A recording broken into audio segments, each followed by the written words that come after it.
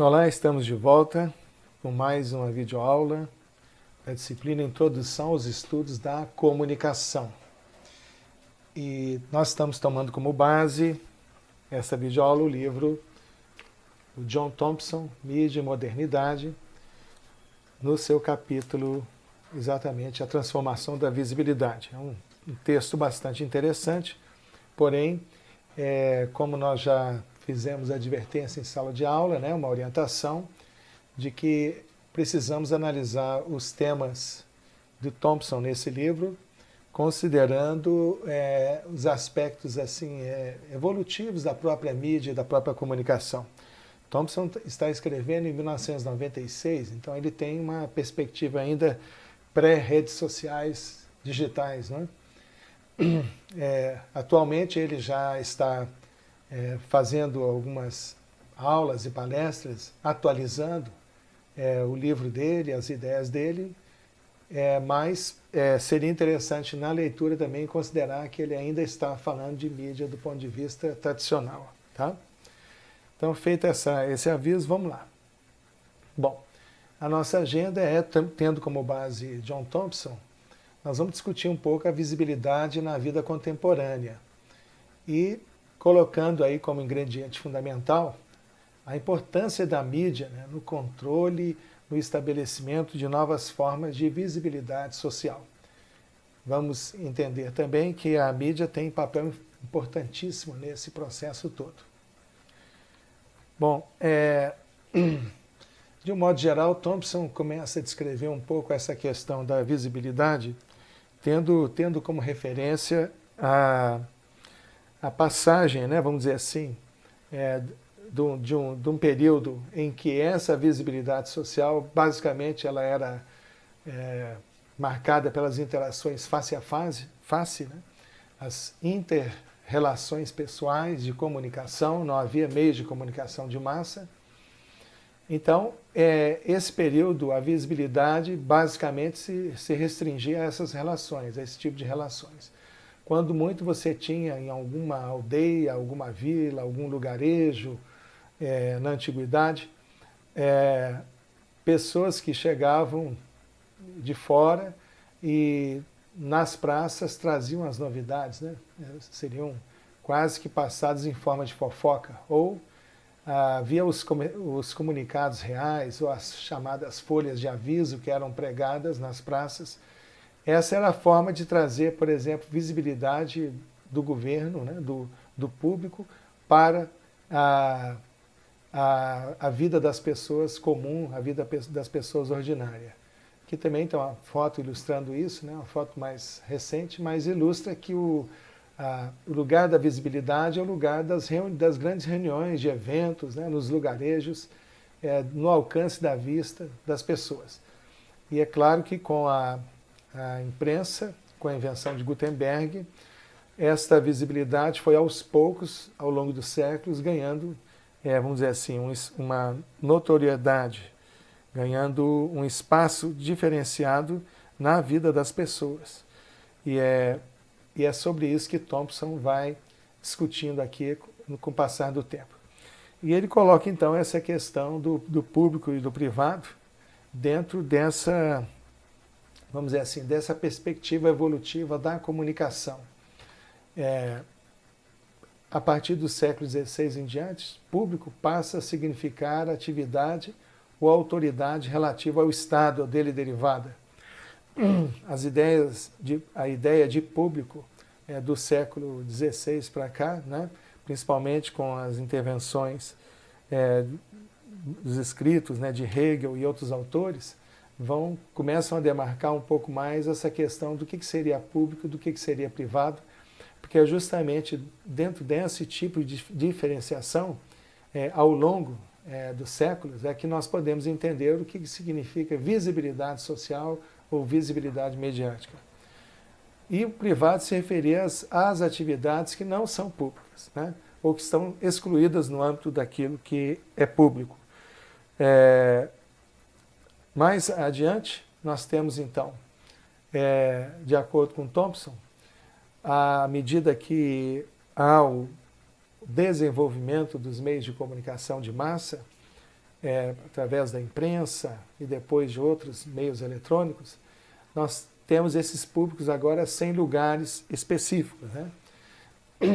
É o que hoje nós chamamos também, de forma mais atual, de audiência dispersa.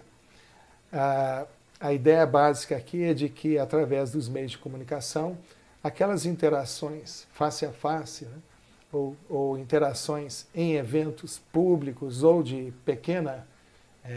pequeno espaço público, como a praça de uma cidade, a partir da intervenção dos meios de comunicação, ou do que ele chama de publicidade mediada, esses públicos também vão ficando sem seu lugar, né? Eles vão ganhando uma dimensão um pouco diferente nesse processo todo, e cabe a nós aqui analisar, né, e entender a partir da leitura do texto qual que é o papel da publicidade mediada nessa configuração da visibilidade, né, a transformação da visibilidade. E Thompson dá como exemplo aqui, né, pegamos um exemplo aqui um pouco cruel, que é a guilhotinagem, né, a execução em praça pública de uma personalidade aqui na França, provavelmente na época da Revolução Francesa. Então, esse aí é o momento, então, de diferenciação entre público e privado para aquilo que virá depois, que é a publicidade mediada, né? Eventos desse tipo conseguiam trazer à visibilidade algum tipo de mensagem, como é o caso aqui de os maus serão punidos com o corte das suas cabeças. Cabeças vão rolar. Digamos assim, que seria o mote da Revolução Francesa, né?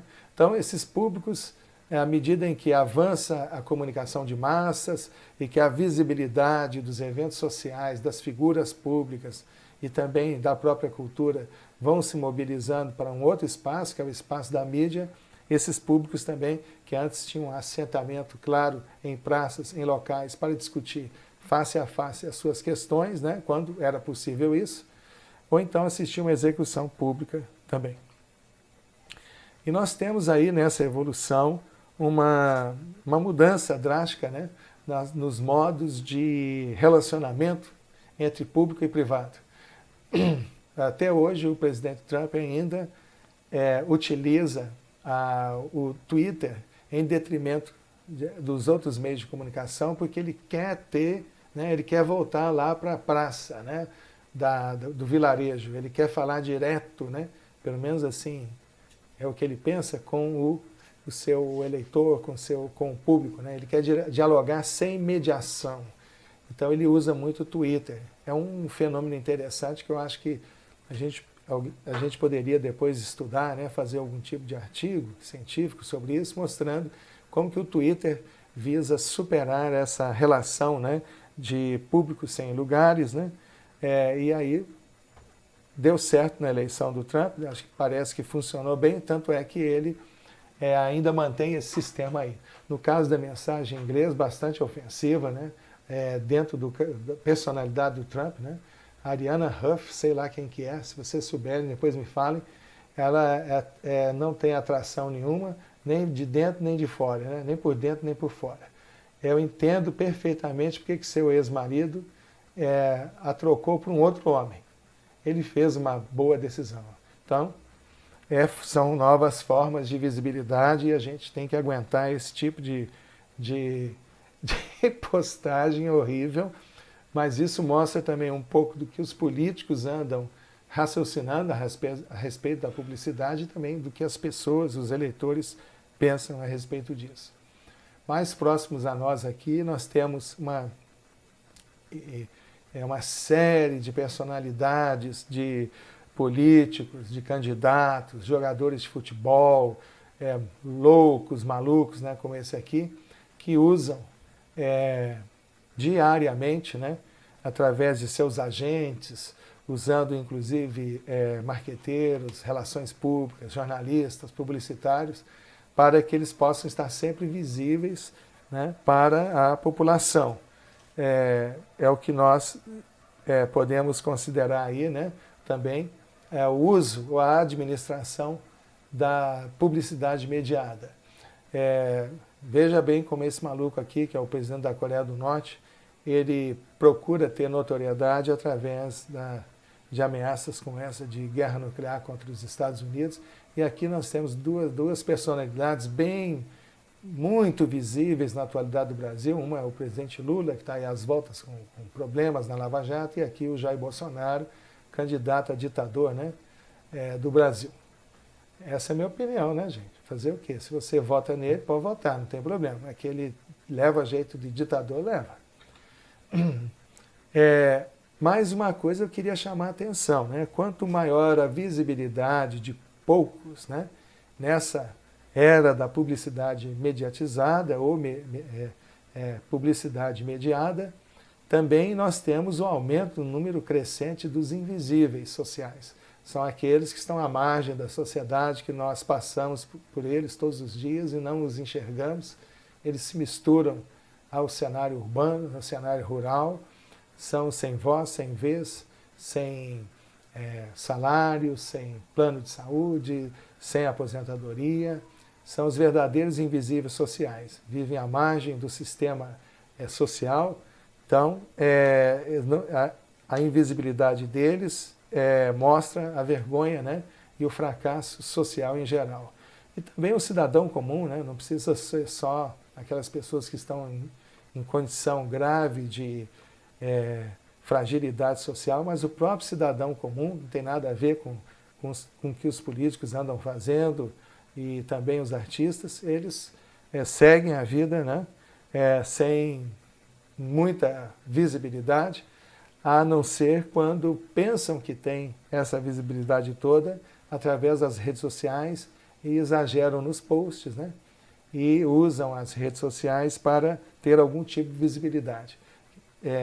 Tem funcionado razoavelmente bem para alguns que ascenderam socialmente, ascenderam do ponto de vista da percepção social, né?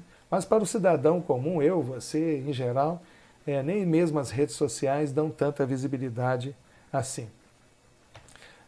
Um terceiro aspecto aí discutido, né, uma terceira seção do livro do Thompson, já que nós vimos que nós tínhamos praticamente uma visibilidade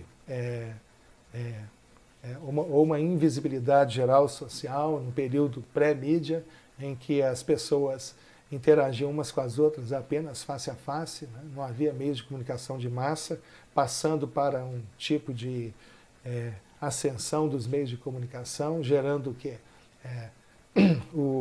Vamos dizer assim, a pulverização da audiência, dos públicos, né, em diversos setores. Nós temos também agora, com o desenvolvimento midiático, né, com a qualificação da mídia e das relações sociais advindas disso tudo, né, principalmente meios de publicização das pessoas, empresas, organizações e também ações de relações públicas, nós temos então toda uma indústria de administração dessa visibilidade que você e eu conhecemos muito bem, porque vivemos nesse ambiente aqui cotidianamente.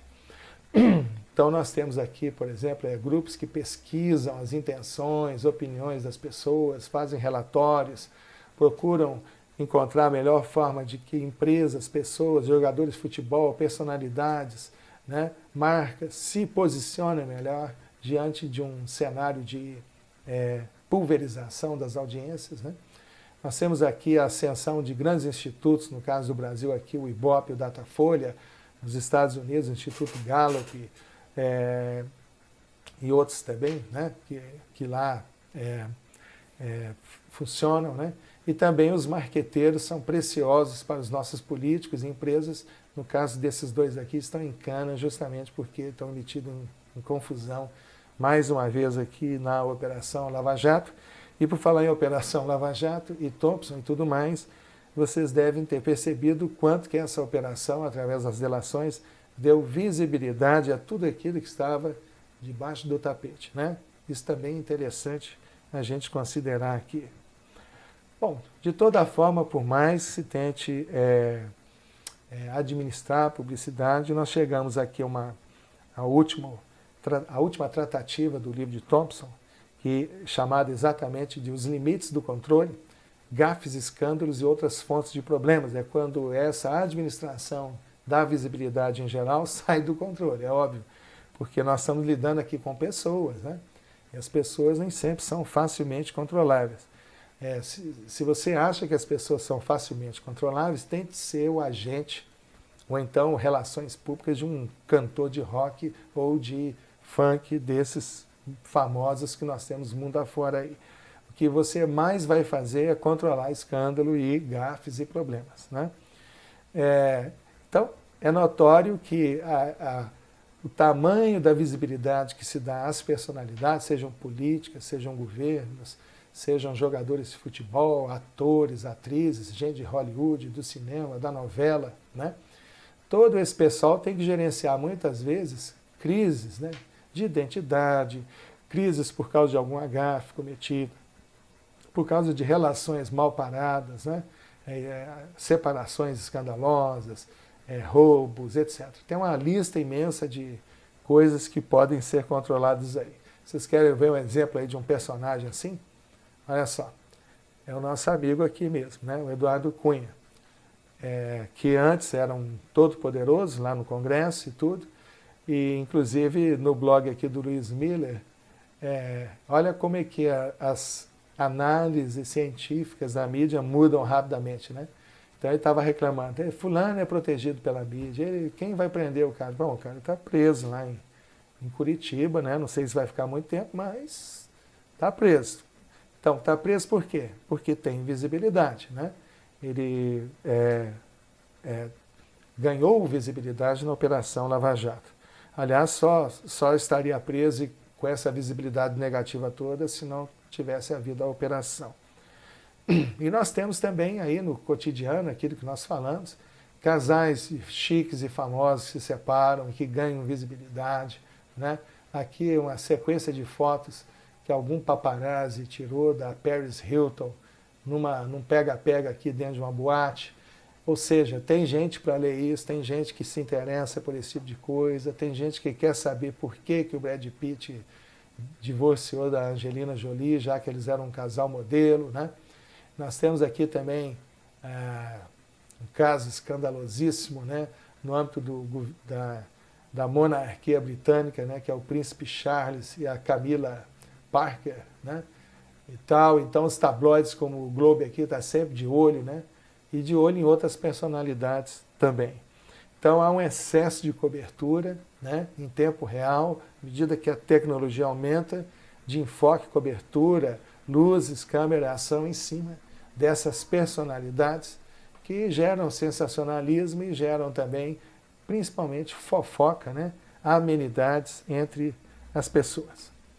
Agora tem um lado perverso também disso tudo, é que as empresas, corporações, pessoas, instituições têm que lidar com crises severas nas suas imagens, né? Isso mostra a limitação do controle a respeito dessa publicidade que é mediada, né? Ela às vezes sai do controle aqui, acredito até que pelo andar da carruagem a Friboi não tenha tanta culpa assim, né? No escândalo aí da carne e tudo, que é recente, né? A Petrobras aqui, que é a mais vítima do que tudo de operações clandestinas, principalmente aquelas financiadas, patrocinadas, né? Pela empresa Odebrecht. A Odebrecht é uma construtora realmente riquíssima, né, que tem muito poder, né, e agora vai ter que trabalhar seriamente para poder reconstruir, né, a sua imagem, principalmente os seus diretores principais, estão todos indo para a cadeia em Curitiba. E aqui o nosso Congresso, que já está com a sua credibilidade, a sua aceitação em baixa, né, devido ao excesso de visibilidade de coisas negativas, ruins. Então a gestão desses escândalos e gafes às vezes se torna praticamente impossível, né? Os políticos hoje, no Brasil, têm dificuldade de gerir esse volume enorme de acusações e de fatos reais que envolvem propinas, corrupção principalmente. Então a gestão dessa visibilidade não é simples, né? É um processo que criado pela própria condição da evolução do que é público e do que é privado ao longo da história. Então a gente sai de uma condição que praticamente você não tem essa distinção entre público e privado, né? Que é o período da mediação face a face. Essa condição daquilo que é público, que é privado, aquilo que está escondido, aquilo que está exposto, vai mudando à medida que os meios de comunicação entram em cena e vão providenciando novas condições de visibilidade para os atores sociais e também cria, né, passo a passo, né, ao longo do tempo, esquemas de tentativa de administração dessa visibilidade, entendendo que há um grande poder nessa administração, porque você trabalha com a percepção das pessoas, né? Mas tudo isso, conforme Thompson também nos chama a atenção aqui, é que os vazamentos, né, de imagens, de fofoca, etc., e no caso nosso atual, dessas delações todas, esses vazamentos vão mostrar o limite dessa capacidade de administração da visibilidade. Bom, nós já estamos encerrando aqui a nossa rapidíssima videoaula, que serve apenas assim como um norte para você estudar, pegar o livro do Thompson e estudar. E eu gostaria de desafiá-lo, de chamar a atenção para a sua pesquisa, para que você procure compreender melhor essa dicotomia de visibilidade para poucos e a invisibilidade de alguns outros também, né? Personagens sociais. Nós sabemos muito de famosos, chiques, ricos, corruptos, e sabemos pouco, né, da realidade do cidadão comum, pobre, que sofre com essas barbaridades todas sociais, né, que vão crescendo ao longo do tempo. E também aquilo que é muito importante nessa administração da visibilidade, compreender um pouco quais são os interesses que estão em jogo, né? A quem interessa essa administração, seja ela possível ou não, né? A organização da visibilidade, né, que elege presidentes, elege deputados, que coloca atores lá em cima e outros atores praticamente não se incluem.